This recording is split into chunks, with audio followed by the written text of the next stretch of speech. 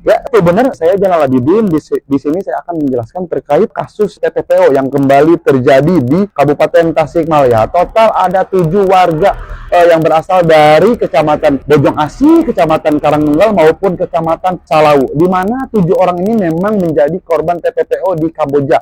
Untuk 7 orang ini memang sudah dipulangkan pada hari Minggu tanggal 11 Januari 2026. Hanya itu pemulangan 7 orang warga Tasikmalaya ini dilakukan oleh kerjasama dari BP3MI Jawa Barat beserta Disnaker Kabupaten Tasikmalaya serta APH Polres Tasikmalaya.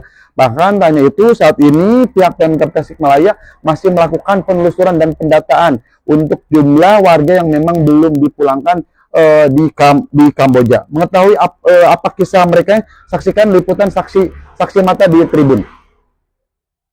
Impian pemuda Tasikmalaya bernama Taufik Hidayat, usia 26 tahun, untuk memperbaiki taraf hidup keluarganya justru berujung petaka.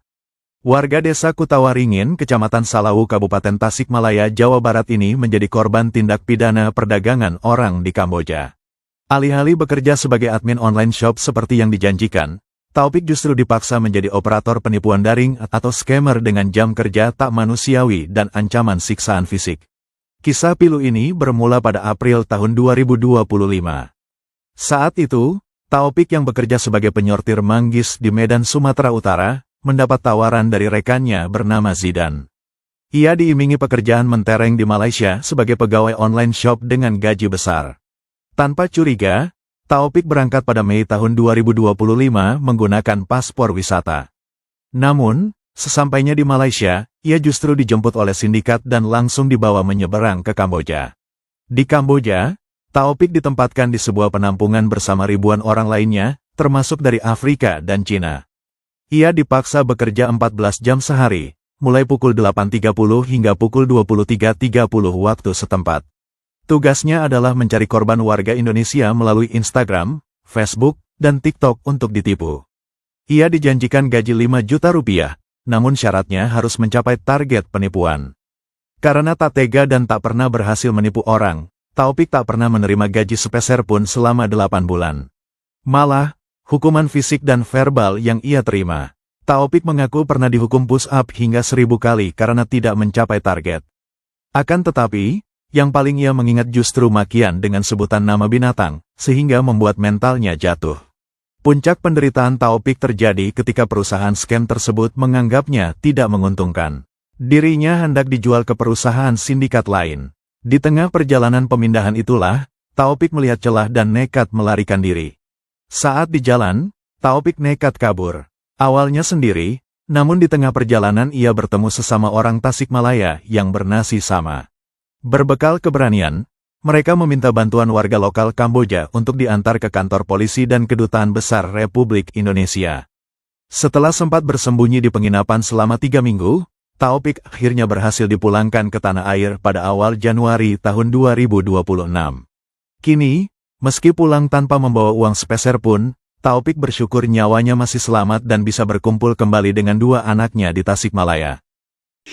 Bisa dijelasin itu kronologi awal Akang bisa ke Kamboja itu memang awalnya gimana tuh Akang sendiri? Itu pertamanya awal saya lagi kerja di Medan, pas pulang kerja saya kan penjualan di Medan. Nah itu apa namanya si inisial Oknumnya? dan ngajakin saya kerja ke Malaysia. Oh, itu bulan kapan tuh pas ngajak? April, mungkin kalau berangkat April berangkatnya. Kalau ngajakinnya sebelum puasa. Sebelum puasa tahun lalu. Iya. Tahun lalu. Ya. Itu selama Akang di sana dapat gaji berapa? Kalau gaji sih kalau nggak ada omset $300. Berarti kalau dirupiahkan berapa untuk? Kurang lebih 5 juta. 5 juta.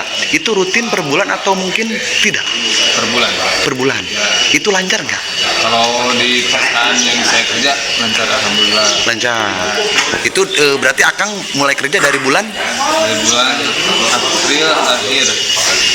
Pas tanggal 1 berarti setelah April Mei. April dari Mei. Ya. Mei sampai dapat gaji sampai bulan Sekarang yang terakhir kemarin Desember. Desember ini Desember. Desember. Itu memang di sana awalnya akan ditawarinnya pekerjaan apa awalnya? Itu online shop pertama. Jualan online shop. Online Di Malaysia. Malaysia. Lalu Saya di Malaysia juga saya yang mestiin lagi sama kerjaan. Karena ini beneran jualan online shop di Malaysia kan. Saya bilang, oh itu Kamboja. Bingung lah saya. oh, Gimana mau pulang lagi? Ya harus punya biaya juga lumayan besar. Terus udah nanggung lah kayak kita mau mundur lagi. Ya terpaksa lah, soalnya dia juga minta sampai kabur. Kabur dia minta. oh gitu. Di sana sempat dapat kekerasan sih akan Mungkin hukuman yang saya alami itu push up berapa kali pusat itu? ya bisa sampai 1000 kali. Itu alasannya kenapa dihukum itu? Itu nggak sampai target. Nggak sampai target. Oh, berarti untuk durasi kerja akan sehari berapa jam di sana? 14 jam. Dimulai dari pukul berapa? Setengah 9 sampai jam 12 malam. Jam 12 malam. Itu selama bekerja itu dikasih makankah? Ada istirahat? Kasih kalau makan sarapan pagi ada plus jam 12 siang terus sore jam 9 terus sampai pulang setelah kerja. Berarti 3 kali makan, 4 kali, 4 kali. Dari pengalaman Akang di sana, hal apa yang Akang ingat mungkin selama di sana mungkin? Banyak sih makian yang terutama yang buat down mental. Makian. Ya. Itu mereka tuh pakai bahasa Inggris atau bahasa Bahasa Indonesia. Soalnya orang Indonesia juga. Oh, ada koordinatornya mungkin atau Jadi kita tuh sebelum bos pemimpinnya adalah bos. oke. Jadi memang koordinator itu memang warga Indonesia di sana juga. Itu biasanya kerjanya kayak apa aja sih? Kan tadi kan informasi kan scam ya. Itu kayak gimana itu mungkin? Itu kita awalnya nyarinya di media sosial. Ya, media sosial IG, Facebook. Ya. Itu langsung Kalau kita kan kita minta pertemanan, bisa minta pertemanan sama orang itu dia konfirmasi ya kita yang chat duluan spam. oh gitu. Berarti selama kerja di sana yang terngiang makian ya. Ya, Bahasa berarti apa aja sih makiannya itu yang keluar mungkin bahasa binatang kah atau nah ya. itu banyak nggak orang Indonesia di sana? Banyak Ribuan. Kebanyakan orang Indonesia kah atau mungkin orang dari banyak sih, ada Afrika, ada dari Cina juga banyak. Soalnya kalau di perusahaan yang saya alami ada beberapa yang mungkin kurang lebih 10 atau lebih banyak. Akang bisa kabur itu pas apa itu caranya? Saya pas lagi di jalan mau dijual. Alasannya? Kabur karena saya dipindahkan. Alasan saya kabur kan saya dijual. Karena dijual itu saya nggak ada omset selama 8 bulan kerja, nggak pernah ada omset, jadi dijual. Berarti Akang sudah bekerja berapa bulan? 8 bulan. 8 bulan, terhitung dari April 2024. Nah, 2024. Itu Akang bareng siapa di sini? saya sendirian Oh, sendiri. Itu dapat channel dari orang mana? Gitu, Jeng Jidan itu. Medan. Medan. Kenal di mana? Di Medan. Oh, memang Akang sebelum kerja di Kamboja itu Di Medan. sebagai Biasa nyortir manggis. nyortir manggis. Oh, kenal sama Jidan, ditawarin ke sana. Ya. Karena tergiur Akang ikut. Oh, kalau dulu di Medan perbandingan gaji besarkah ketimbang di Kamboja mungkin? Kalau di Medan sih, kalau kita di manggis nggak nentu. Oh, gitu. Siap. Mungkin sudah pulang nih. Harapan apa nih Akang untuk saat ini, mungkin apa nih yang akan dilakukan? Mungkin Akang mungkin sudah pulang mungkin.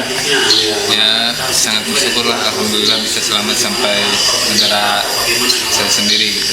Kalau Akang sendiri menghubungi pihak kepolisian lewat sebelumnya gimana? Dihubungi polisi dari pihak Polres Tasik. Oh, saya tuh bikin video sama rekan-rekan karena saya kan tadinya sendiri, ya ketemulah sama teman satu kampung di KBRI Phnom Penh. Akang berarti kabur sampai bisa pulang ke sini. Itu selama kabur tinggal di mana? Waktu pas di camp. Ada penginapan. Saya kan tertolong sama orang Kamboja sana, dan orang Kamboja sana lapor polisi karena saya minta tolong. Terus saya dapat dianterin ke penginapan dulu, soalnya mau ke KBRI tutup juga, terus jauh juga udah malam. Jadi saya tinggal dulu di penginapan. Berapa minggu di penginapan? Sebelum pulang sampai ke sini, sampai pulang ke sini. Berapa minggu di penginapan? Kurang lebih 3 minggu. 3 minggu. Berarti Akang kabur tuh awal bulan Desember. Iya. Desember ya? Oh, Desember. Iya. Pihak keluarga, pada siang hari ini saya kami mengucapkan terima kasih kepada keluarganya. Kami mengucapkan Boleh jempolnya? Jangan semangat. Siap, izin. 3, 2, 1.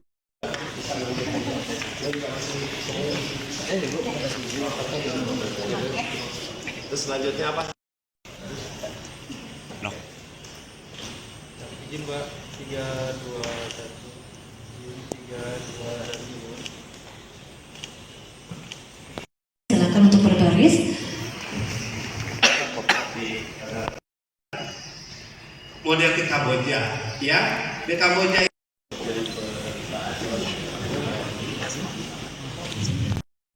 insya Allah kita betul-betul sangat memperhatikan.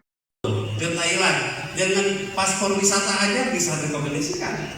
Karena Singapura kemudian sekarang Turki yang lagi sangat tenaga domestik atau tenaga lapangan ya bahasanya. Terus jago juga itu yang mencari diri, ya. Coba kan yang rekod pemerintah kita yang resmi, Pak Kuwu dulu, Pak Kuwu kan boga nomor telepon Pak Camat. Benar, jadi untuk kasus TPPO yang terjadi di Kabupaten Tasikmalaya ini memang sempat menyita perhatian publik, di mana 7 orang ini sempat viral saat videonya beredar di media sosial. Usai videonya viral, 7 orang ini memang sempat meminta pertolongan kepada pemerintah pusat maupun daerah untuk segera dipulangkan. Alhasil 7 orang ini berhasil dipulangkan dari Kamboja. Saat ini ketujuhnya sudah berada di rumah masing-masing yang memang terdiri dari wilayah Kecamatan Salawu maupun Karanggal serta dari Bojong Asih. Baik, benar itu saja penjelasan dari saksi kata dari Kabupaten Tasikmalaya. Jalaluddin melaporkan.